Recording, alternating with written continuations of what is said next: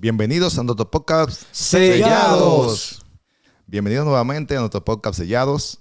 Le damos las gracias por sacar su tiempo para compartir con nosotros. En este momento tenemos aquí a Yeurín Martínez. Oye, Yeurín, ¿cómo estás? Bendiciones, Daniel. Que Dios te guarde. Bendiciones, Alex. Gracias. Hola, Alex, ¿cómo estás? Bien, bendiciones, Daniel. Qué bueno, qué bueno. Estamos nuevamente aquí con un tema muy interesante. Vamos ahora a pedirle a ustedes que si no se ha suscrito, se suscriba. Si ya lo hizo, por favor, comparta con los amigos, la familia, para que así reciban también esta bendición. Así que vamos a comenzar con el tema de hoy. Yeurín, ¿qué tenemos para hoy? Bueno, hoy vamos a hablar de un tema sumamente importante. Vamos a tocar alguna parte de lo que es el diluvio. Ahí es que vamos a plasmar lo que es ese estudio de la palabra en esta hermosa hora. Ok. Yo estuve leyendo un poco acerca del diluvio en Génesis, específicamente en el capítulo 6. Hay unas cuantas preguntas que te vamos a hacer porque es interesante. ¿Qué tan importante es conocer la historia del diluvio? Bueno, mira, Daniel, la historia del diluvio es sumamente importante por dos razones. Número uno, aunque muchas personas piensan que el diluvio fue algo que pasó hace muchos años, bueno, alrededor de 4.300 años se dice que pasó el diluvio. Muchas personas creen que eso fue una historia que se plasmó en la Biblia, que quizá no existió. Pero es importante porque cuando tú lees allí en Génesis capítulo 9, del versículo 11 al 17, se narra que después de pasar el diluvio, Dios dice a Noé que iba a poner una señal de un pacto. Y el pacto que Dios hizo fue el arco iris. Por lo tanto, esta historia es importante porque no abarca solamente al cristianismo, o sea, las personas que creen en Dios, sino abarca toda la humanidad. ¿Por qué? Porque el arco iris, cuando sale, es el recuerdo de Dios de que no va a exterminar este mundo con agua. Por lo tanto, eso abarca a todas las personas. Ese es el primer punto. El segundo punto de por qué conocer la historia del diluvio es importante es porque el mismo Jesús en Mateo capítulo 24, verso 37 al 39, Jesús dice que su segunda venida sería como en los días de Noé. Ahora, Jesús, como dijo esa palabra, es un acontecimiento futuro, ¿verdad? Algo que iba a suceder en el futuro. Entonces, si la segunda venida del Señor marca ese paréntesis de lo que pasó en el diluvio, entonces tenemos toda la raza humana que saber qué pasó en el diluvio. Entonces, por esas dos razones es que la persona tiene que conocer lo que es el diluvio. Primero, porque es un pacto que Dios hizo con Noé y con toda la humanidad de que no va a destruir este mundo con agua. Y lo segundo es porque el diluvio, lo que pasó, todo el acontecimiento que pasó en el diluvio, marca lo que es la segunda venida de Cristo Jesús, que va a ser el fin de la humanidad. Algo que muchos se preguntan y es una controversia es que si el diluvio afectó solamente una parte de la tierra o fue algo mundial. Yeurín, ¿el diluvio fue mundial o fue local? Mira, Alex, es una pregunta también importante porque yo he leído muchas veces de personas que han dicho que el diluvio primero fue algo que pasó hace muchos años, incluso antes de la Biblia, antes de existir la Biblia o la historia de Noé. Eso pasó en otra región y que los escritores de la Biblia tomaron esa historia y la plasmaron en la Biblia. Eso es lo que muchos argumentan. Otros dicen que el diluvio fue algo local, posiblemente solamente en Mesopotamia. Entonces, por esas razones hay que aclarar si el diluvio fue universal o no. ¿Qué dice la palabra de Dios, la Biblia? Entonces, mira, yo te puedo dar a ti algunas referencias del por qué el diluvio fue algo universal, o perdón, mundial sería la palabra. ¿Por qué? Primero, mira, en Génesis capítulo 6, verso 13 en adelante, dice aquí la palabra: destruiré toda carne debajo del cielo y todas las altas montañas que fueron cubiertas. Dice aquí la palabra, eso está en Génesis capítulo 6, es un resumen. Sí. Es decir que si tú notas, la Biblia claramente especifica que el diluvio abarcó tanto que la última montaña que se veía en este planeta, pues fue inundada con agua. Posiblemente ahí hablamos del Monte Everest, que nosotros hoy lo conocemos como el Monte Everest, que quizás el Monte Everest no tenía la altura que tiene. Recuerda que el diluvio fue tan catastrófico que las montañas comenzaron a salir. Es decir que la última montaña, dice la Biblia, que fue cubierta. Esa es la razón número uno. Entonces, si la última montaña que había en este planeta fue cubierta, fue porque el diluvio fue algo planetario, algo que inundó lo que es el planeta. Incluso la expresión en el texto hebreo dice que fue todo lo que estaba debajo de la tierra, del sol. Eso fue inundado. Eso es lo que dice la expresión en el texto hebreo. La segunda razón, Daniel, es el juicio de Dios. Tú notas que cuando habla del juicio de Dios, dice que toda carne, aquí dice en Génesis capítulo 6:5, dice toda carne que se había corrompido su camino sobre la tierra fue destruida. O sea que cuando Dios dice la expresión que toda carne iba a morir, está refiriéndose a la raza humana, pero también a los animales, o sea, incluía todo. Entonces, si toda carne que estaba en este planeta murió, abarca también algo universal, ¿verdad? O algo planetario. La otra razón era el tamaño del arca. Dios no iba a mandar a preparar una arca pequeña que solamente 2 o 3 personas entraran, sino que dice la palabra de Dios que muchos animales entraron al arca. El arca fue diseñada para que muchas personas también entraran. La Biblia relata que solamente 8 personas se salvaron, pero lo que Dios quería era que gran parte de esa humanidad pudiesen llegar al arca y entrar. Entonces, la capacidad que tenía el arca, según los diámetros que nos da, era para que la gran parte del mundo entrara en esa arca. Otra razón es el pacto que Dios hizo. Recuerda que anteriormente mencioné que Dios hace un pacto con la humanidad de que no iba a destruir este mundo con agua. Y el pacto que Dios sella y el sello visible que tenemos, la señal visible que tenemos, es el arco iris. El arco iris no solamente sale en Mesopotamia o en Israel. El arco iris es para toda la humanidad, en todos los países. Entonces, si Dios hubiese hecho un pacto local, ¿verdad?, que solamente fue con Noé y la descendencia de Noé, hoy en día nosotros no tuviéramos un arco iris. Entonces, vemos nosotros que fue un pacto que Dios hizo mundial con la raza humana.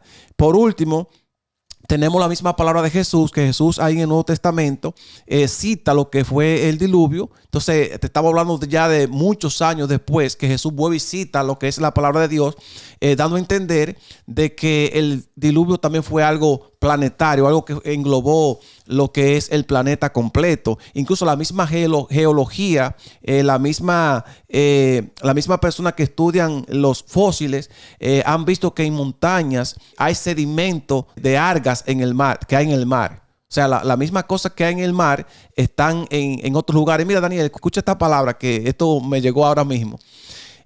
Toda persona que duda de un diluvio mundial, yo le invito a que vaya a un lugar allá en República Dominicana que se llama Paradero. Yo soy de Altamira, Puerto Plata, específicamente de la ciudad de Santiago o de la provincia de Santiago. Mira, Daniel, allá en un lugar llamado Paradero, que este lugar es la parte más alta de toda la zona. Dicho sea de paso, esta comunidad comunica lo que es Altamira, donde yo vivo. También está Navarrete y por el otro lado está el Mamelos, Hidalgo y Esperanza. Todo eso lo engloba una montaña alta que hay. Sin embargo, cuando yo fui o he ido en varias ocasiones a explorar, allá en la cima, en la cúspide de la montaña, hay piedras calizas, piedras gigantes, que es más grande que este escenario que estamos grabando. Mira, Daniel, y es increíble cómo tú ves las rocas de allá que tienen la misma forma de los arrecifes que hay en el mar. O sea, la misma cosa que hay en el mar, incluso la misma planta que hay en los alrededores del mar, son las mismas que hay allá arriba. Entonces, en la montaña. Yo invito a las personas que vayan a ese lugar porque es un lugar muy bonito. Incluso hay muchas antenas que han puesto para los teléfonos celulares, para el cable, de tan alto que es el lugar. Incluso, mira, cuando son las 6 de la tarde o las 7 de la tarde, las personas tienen que andar en los vehículos con la luz encendida porque hay mucha neblina. Y en diciembre hace un frío allá arriba que casi mente como el frío del otoño aquí. Wow. O sea, te estoy diciendo todo esto porque es bueno reconocer que el diluvio fue algo que inundó el planeta. Entonces, ¿cómo es posible que en ese lugar, el mar que queda más cerca de ahí de Paradero es Puerto Plata y está por lo menos como algunos 20 o 30 kilómetros, quizá más? El otro mar que le sigue es el mar de allá de la Ensenada, que todo lo que me está escuchando y sabe la localidad que estoy mencionando, queda muchos kilómetros retirado. Entonces no hay posibilidad alguna de que el mar alguna vez estuviera en ese sitio. O sea, no es posible. Entonces, por esa razón, yo creo que con evidencia tangible, visible, yo sé que hubo un diluvio que inundó el planeta completo. Wow, qué interesante, qué interesante. Mira, en Génesis capítulo 6 hay una pregunta que es un poco controversial. ¿Ok? Voy a leer Génesis 6, versículo 1 y 2 para que tú me respondas. Ok. Dice en el versículo 1, aconteció que cuando comenzaron los hijos de los hombres a multiplicarse sobre la faz de la tierra y les nacieron hijas, que vieron los hijos de Dios que las hijas de los hombres eran hermosas. Dice, y tomaron para sí mujeres, escogiendo entre todas. ¿Quiénes eran los hijos de Dios y las hijas de los hombres? Mira, eso es una pregunta muy importante porque también se ha dicho que esos hijos de Dios eran ángeles que vinieron del cielo y tuvieron relaciones con personas humanas, con mujeres humanas. Entonces esas personas eran los hijos de Dios y que las mujeres vienen siendo los hijos de los hombres, pero en el texto bíblico original no es así. Mira, para nosotros poder comprender quiénes eran primero las hijas de los hombres, hay que estudiar el contexto. Si tú notas el capítulo 4 del libro de Génesis, habla allí de la descendencia de Caín. En el capítulo 5, no es casualidad que hable de la descendencia de Set. Ahora, ¿quiénes eran las hijas de Caín? Cuando tú estudias la palabra, incluso hasta los mismos nombres bíblicos, eran las personas impías, las personas que no conocían a Dios. Por lo tanto, se les llama hijas de los hombres porque estaban prácticamente en la carne. Estaban haciendo las cosas que no eran espirituales. Recuerda que Dios nos llama a través de la Biblia a vivir una vida en santidad, una vida espiritual. Pero esta generación o esta descendencia de Caín era una descendencia corrompida a tal punto que vemos nosotros, por ejemplo, a este hombre llamado Lamet. Lamet fue el primer hombre que practicó lo que se llama poligamia. Este hombre tuvo 2 mujeres, Ada y Sila se menciona, dice la palabra. Entonces vemos que era una persona que no estaba cumpliendo los mandatos de Dios. No solamente eso, fue el primer hombre mencionado asesino después de Caín, o sea, el segundo hombre asesino, porque dice la Biblia que él de jactancia, de una forma vanagloriándose, dice que él había matado a un hombre. Entonces vemos nosotros que la descendencia de Caín era una descendencia perversa. Incluso mira, el nombre Caín, Caín, que es el término hebreo, significa adquirido. Adquirido, pero recuerda que Caín, ¿qué dice la Biblia? Que era cazador. Era una persona que no le importaba prácticamente las cosas de Dios, las cosas espirituales, sino las cosas seculares. Nota que Abel era pastor de ovejas, que recuerdan que las ovejas son símbolo de Cristo. Entonces vemos la gran diferencia que había entre Caín y Abel. No solamente eso, mira, recuerda que hay un hombre que también se menciona en la Biblia, Enoc, no el que se fue al cielo. Enoc fue el primer nombre que Caín le puso a su primer hijo, llamado Enoc, y dice la Biblia que le edificó una ciudad. Y aunque el nombre Enoc significa consagrado, recuerda que Caín le consagró una ciudad para él. O sea, tú ves que Caín no piensa en las cosas espirituales de Dios como edificar un templo para Dios, sino que le edifica una ciudad para su hijo. Entonces vemos que eran personas perversas. Ahí mismo también nosotros podemos ver a Mahalaleel, que era, el significado significa herido de Dios, o sea, herido por Dios. O sea, una persona herida por Dios que no se está portando bien con Dios. Entonces, si tú notas todos los nombres hebreos como Matusael, el mismo Lamet que mencioné, el nombre Ada. Oye, la palabra Ada, recuerda que en la Biblia las 2 primeras mujeres que se mencionan, aparte de Eva, fue Ada y Sila. El nombre Ada en el hebreo significa adorno. Es decir, que ella estaba preocupada por su belleza. Las 2 mujeres de Lamet, oye, sí. Adorno, estaba ocupada en la cosa física. Y la palabra Sila, que era la otra esposa, significa sombra o ocurrencia o protectora. Es decir, que tú ves que los nombres en el hebreo, basado en la descendencia de Caín, era persona perversa. Ahora, cuando tú estudias entonces la genealogía de Set, tú ves que la genealogía de Set es diferente. Por ejemplo, mira, el nombre Set significa lo siguiente: sustituto. O sea, recuerda que cuando nació Set, Eva dijo, con el favor de Dios me sustituyó ahora otro hijo como Abel. Como un reemplazo. Es como un reemplazo. Entonces, lo que estamos diciendo es que la misma naturaleza, el mismo semblante que tenía Abel, el mismo que era devoto de Dios, que hacía las cosas de Dios, fue el regalo que Dios le dio a Eva después de haber muerto a Abel. O sea, le dio a Set. Entonces, el nombre Set significa sustituto. Este hombre llevaba el linaje sagrado. Incluso cuando nació Set, recuerda que hay una promesa en Génesis 3:15 que vendría una persona que le iba a aplastar la cabeza a Satanás. Entonces, cada vez que nacía un hijo varón en una familia judía, israelita, o en este caso Adán y Eva, que aunque no eran judíos, se esperaba que era el Mesías. Como Abel había muerto, ya no había esperanza, pero Caín había nacido. Y recuerda que el libro de Corintios dice, no como Caín, que era del maligno. O sea, ya tú ves que Caín, su descendencia, era una descendencia perversa, pero la descendencia de Set era la descendencia justa. Por lo tanto, Daniel, para resumir, las hijas de los hombres era la generación de Caín, la generación perversa que no seguía a Dios, y los hijos de Dios eran la descendencia de Set. Y mira, yo quiero leer esta parte, Daniel, que no quiero que se me escape. Cuando tú lees Génesis capítulo número 4, y la última parte, versículo 25, mira que dice la palabra aquí. Conoció de nuevo Adán a su mujer, es decir, a Eva, ¿verdad? Dice, la cual dio a luz un hijo y lo llamó su nombre Set, pues dijo, me ha dado otro hijo en lugar de Abel, lo mismo que mencioné. Sí. Pero mira que dice más adelante, a quien mató Caín, y Set también le nació un hijo que le puso por nombre Enos. Entonces, oye bien ahora, entonces los hombres comenzaron a invocar el nombre de Jehová. Tú ves que cuando nace Set y su descendencia, dice que de ahí en adelante las personas comenzaron a invocar ¿qué? El nombre de Jehová. O sea que anteriormente a eso, la descendencia de Caín no invocaba la presencia de Dios. Entonces podemos ver que la sierva de los hombres, voy y repito, era la descendencia perversa de Caín, y los hijos de Dios, que aquí no eran ángeles, sino que eran personas, era la descendencia de Set. Muy bien, Jorin. De igual manera, yo tengo otra pregunta para hacerte, pero antes de que tú me respondas esa pregunta, me gustaría leerte Génesis capítulo 6, verso 4. Dice, habían gigantes en la tierra en aquellos días, y también después que se llegaron los hijos de Dios a las hijas de los hombres, y les engendraron hijos. Estos fueron los valientes que desde la antigüedad fueron varones de renombre. ¿Eran los gigantes la mezcla de los ángeles caídos o con seres humanos? Mira, esa es una de los argumentos que utilizan muchos hermanos de diferentes denominaciones, pero no es así.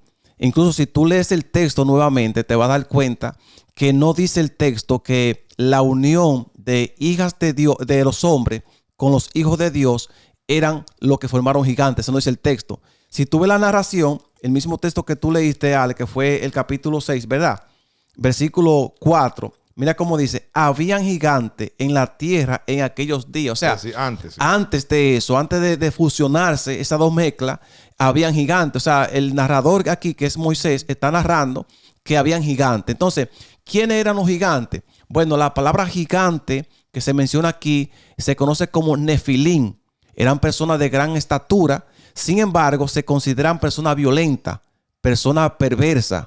Esos gigantes que habían allí eran personas perversas, que eso es lo que dice el texto hebreo. O sea, no fue la mezcla de ángeles con mujeres, sino era que ya existían. Ahora, ¿cómo nosotros sabemos que esos gigantes no eran la mezcla? Bueno, como dicen muchas personas que esos gigantes eran ángeles que bajaron del cielo, contradice la misma palabra de Dios. Por ejemplo, ahí en Mateo capítulo 22, verso 30, Jesús dijo, cuando hicieron la pregunta de los hijos de Dios, ¿verdad? De una mujer que tuvo 7 maridos. 7 hermanos. ¿Verdad? 7 maridos. Sí. Entonces ella quería saber cuál era la resurrección. La resurrección, ¿verdad? Sería, sí. Entonces Jesús le dice que seremos como los ángeles, que no se casan ni se dan en casamiento. Entonces los ángeles no se procrean. Los ángeles son un número en el cielo. Por lo tanto, no es posible que un ángel venga aquí a la tierra y procree con una mujer. Eso no existe, porque los ángeles no tienen esa atracción ni con el ser humano ni con ellos mismos.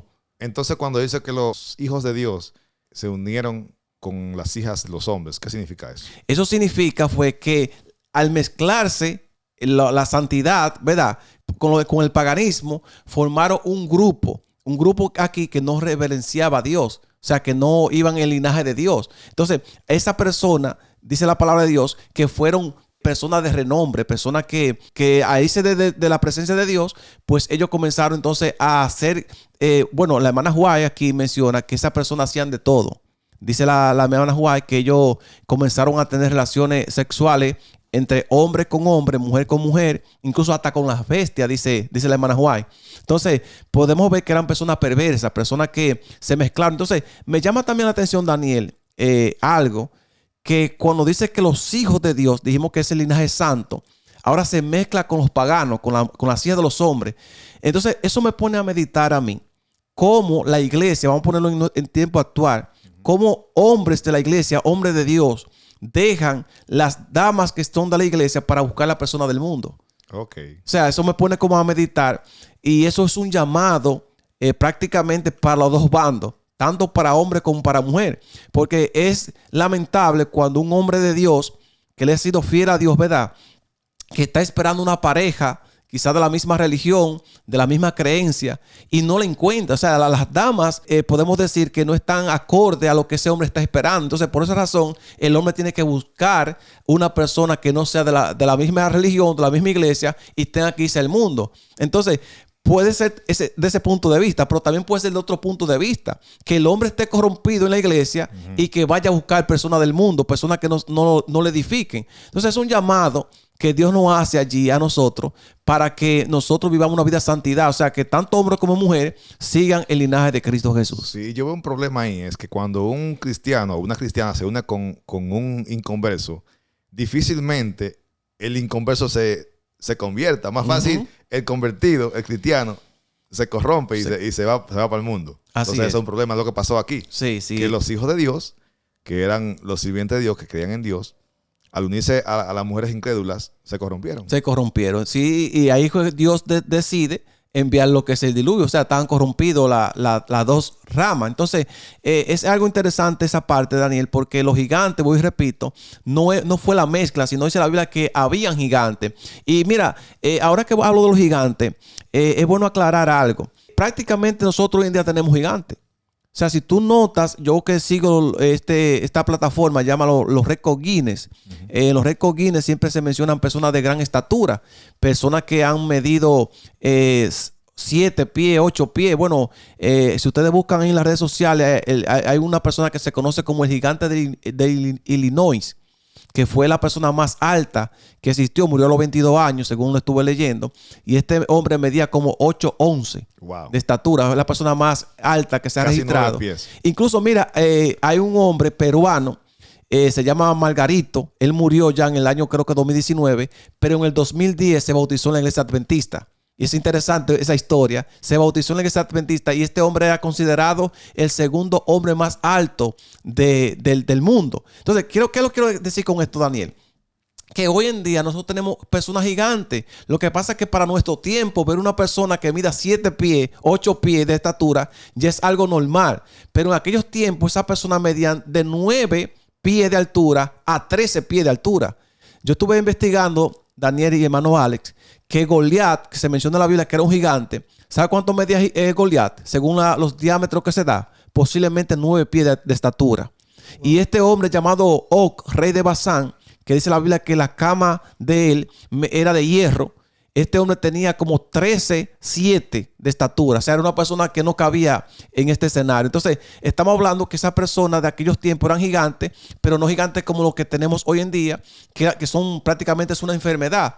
Cuando usted ve esa persona gigante de hoy en día, se le llama gigantismo, Sí. que es una malformación que tiene un tumor en la glándula pituitaria, según la ciencia. Pero aquellos gigantes que se mencionan en la Biblia eran personas fuertes, personas que, bueno, la Biblia menciona que cargaban un racimo de uva uno solo. Cuestión que 5 y 6 hombres no podían con ellos. Entonces eran personas de gran estatura, pero violentos. Sí, un asunto que yo veo es que esos gigantes habían mucho también después del diluvio. Entonces, si nacieron gigantes de los ángeles caídos y las mujeres antes del diluvio, cuando vino el diluvio, acabó con todo, solamente quedó Noé y su familia. ¿De dónde vienen esos gigantes después del diluvio? Muy buen aporte, Daniel. Sí, exactamente, porque ya lo mencionamos, que está Og, rey de Basán, está Goliat, que era gigante, estaban los anaseos, que también se menciona allí, que eran descendientes también de Goliat, y muchas personas que se menciona que eran gigantes. Entonces, si fuese así,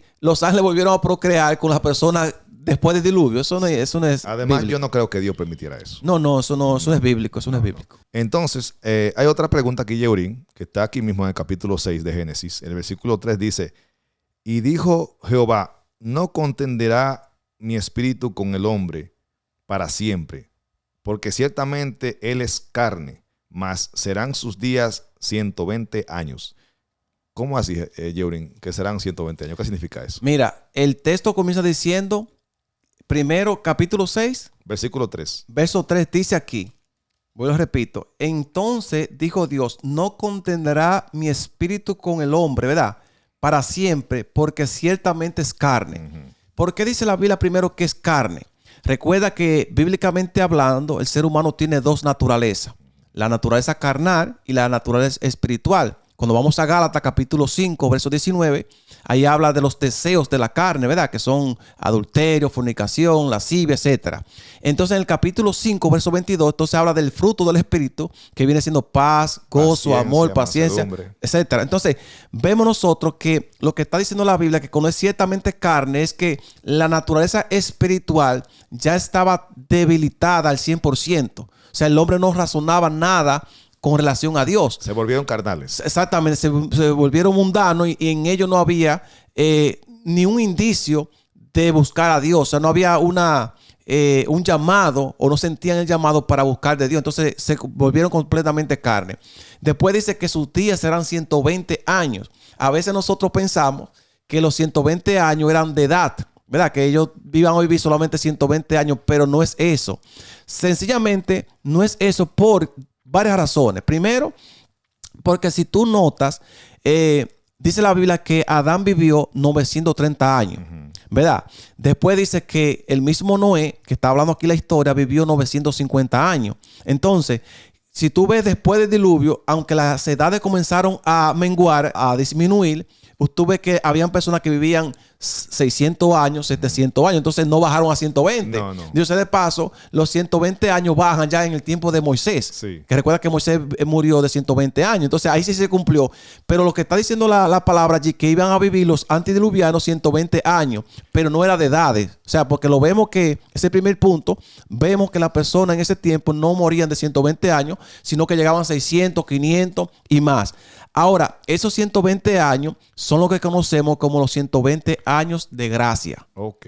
O sea, Dios le dio un plazo a las personas antediluvianas para que se arrepintieran. Y Noé entonces iba a predicar la palabra de Dios. Ese fue el tiempo que Noé duró predicando. Predicando la palabra. Incluso, no lo digo yo, lo dice la misma palabra de Dios, que esos 120 años fueron predicando la palabra. Incluso ahí en el libro de Pedro, capítulo 2, verso 5 dice, si Dios no perdonó al mundo antiguo, sino que guardó a Noé pregonero de justicia. La palabra pregonero es la palabra keri en el griego. O sea, una persona era como un heraldo, era un predicador, era una persona que anunció el evangelio de Dios, la palabra de Dios. Entonces, lo que está diciendo allí que no era que iban a disminuir en edades, sino que Noé predicó 120 años. Y esos 120 años de Noé no solamente fue algo físico. O sea, cada vez que Noé daba un martillazo construyendo el arca, era un testimonio vivo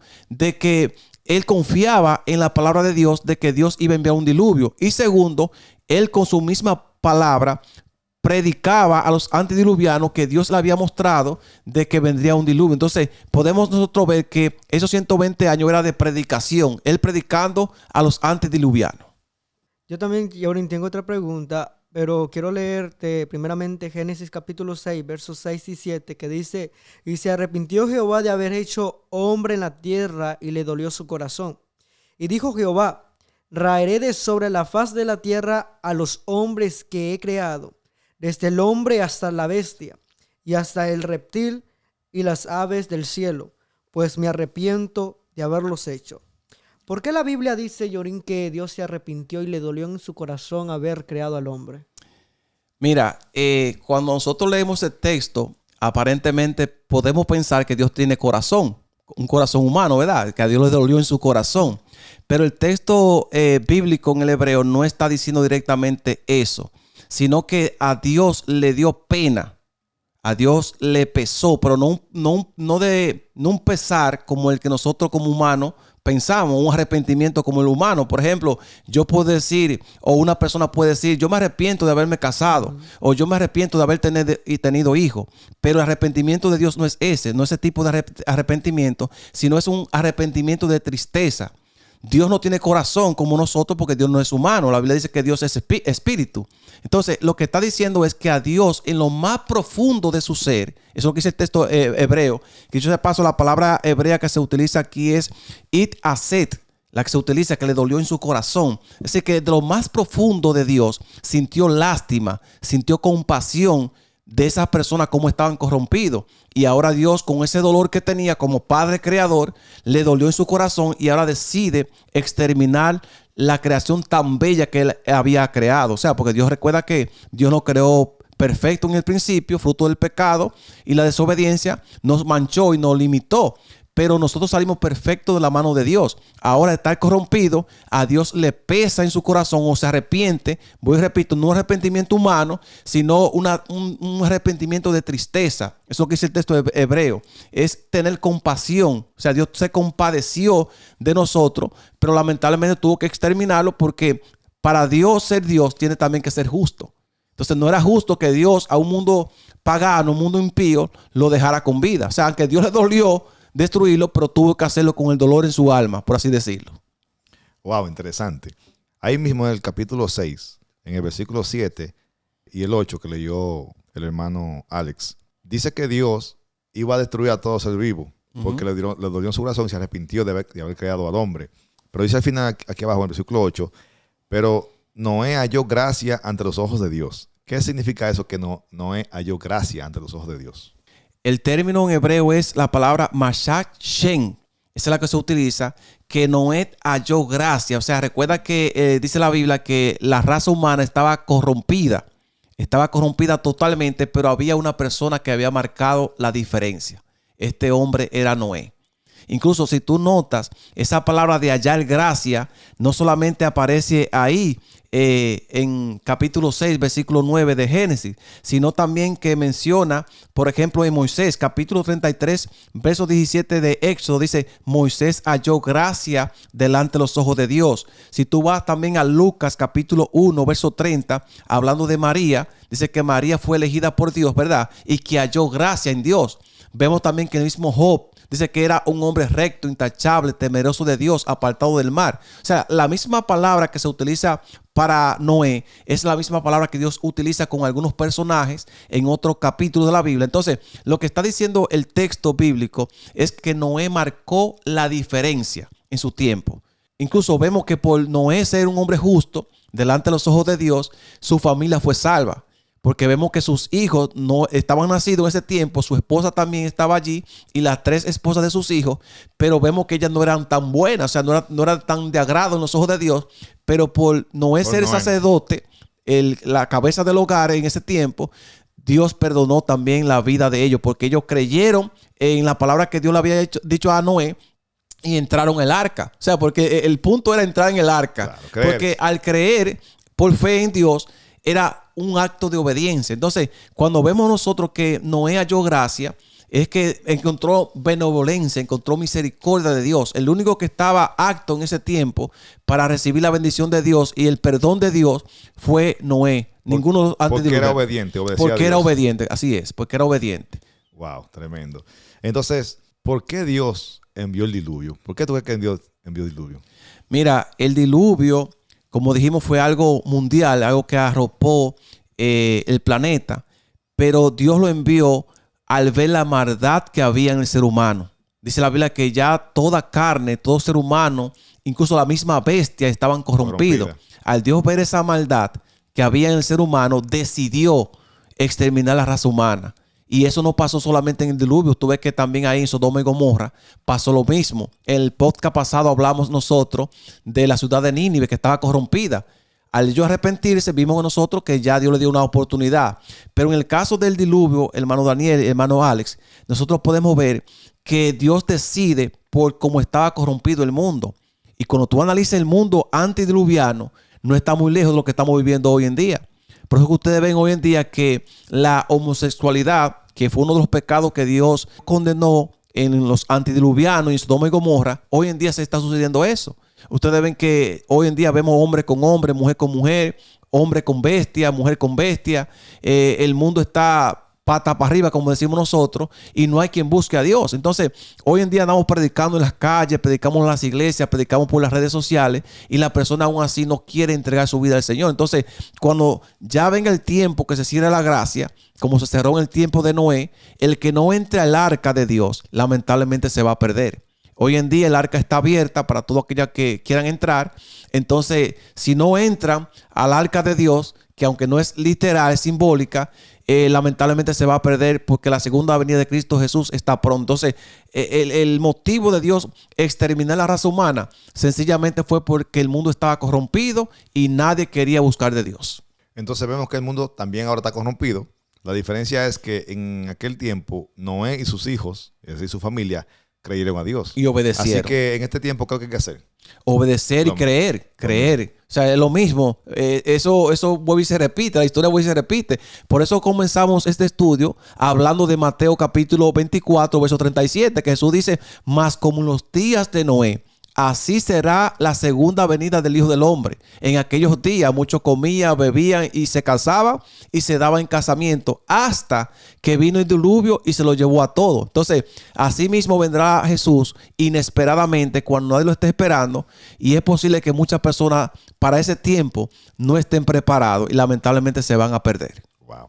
Entonces, dinos, Yehurín, a todos nosotros qué debemos hacer en este tiempo para que seamos salvos. Bueno, lo primero es que la salvación se encuentra en Cristo Jesús. Amén. Jesús no desecha absolutamente a nadie, independientemente de lo que tú seas, de lo que hayas hecho. Si tú vienes a Jesús, Jesús te recibe con sus brazos abiertos. Eso es lo primero.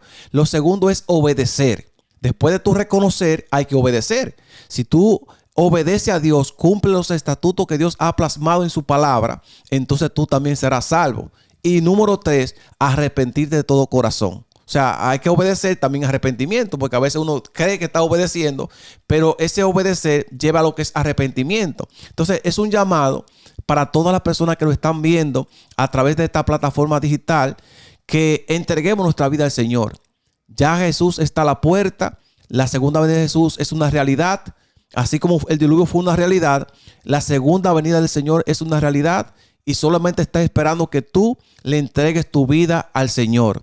Ahí nosotros podemos ver que el mismo apóstol Pedro dice que el Señor no retarda su promesa como alguno lo tiene por tardanza, sino que es paciente para con nosotros, no queriendo que ninguno perezca, sino que todos procedan al arrepentimiento. Entonces, Dios quiere que tú te arrepientas, que lo busques, que le entregues tu corazón. Entonces, Él te dará vida eterna en Cristo Jesús. Amén, amén. Aquí hemos concluido. Muchas gracias. Estamos más que bendecidos con todo ese conocimiento. Espero que haya sido de bendición para todos los oyentes.